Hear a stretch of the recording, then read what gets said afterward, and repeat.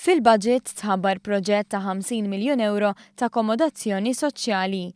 Dan bilan li l-awtorità ta' djar tkun f'pożizzjoni li żid l-istok tagħha, anke għaliex għandha mal-2900 applikazzjoni pendenti.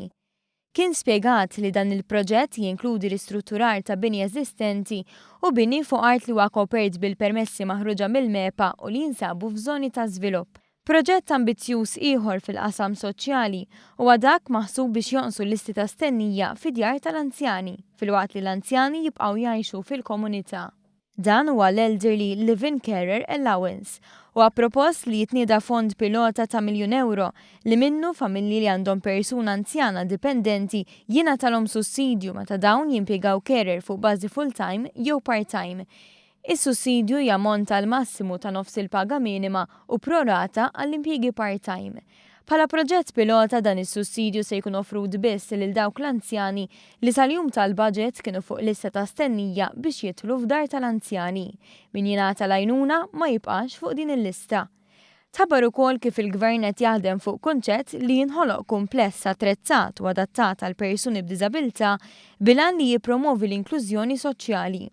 Apparti mir residenzi privati, l-kumpless għandu jinkludi hostel, respite center, spazju kummerċjali, gym bil-faċilitajiet kollha li jinkludu pixxina, ċentru ta' matul il-jum u parkeġġ taħt l-art. In-nefqa stmat għal dan il-proġett hija €12 miljun.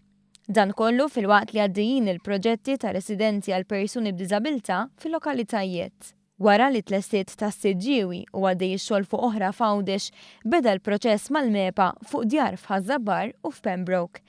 Brabta mal-persuni b'diżabilità, il-Gvern se jkompli jara li tkun osservata il-liġi li tobbliga kumpaniji li impjegaw aktar minn 20 ħaddiem biex ikollhom minn tal-anqas 2% persuni b'diżabilità.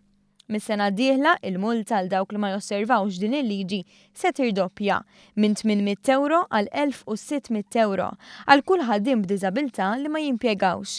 Dawn il-flus se jintużaw fih dan il-Fondazzjoni Lino Spiteri biex jingħata taħriġ u jinstab xogħol lil persuni b'diżabilità. Biex iħeġġeġ aktar employers jimpjegaw persuni b'diżabilità, il-Gvern se jġeddet l-inċentivi li jħallas il-bolla għal dawn l-impjegati, filwaqt li l-employers jingħataw 25% tal-paga lura flimkien ma' sussidju ta' €125 fil-ġimgħa għal 3 snin.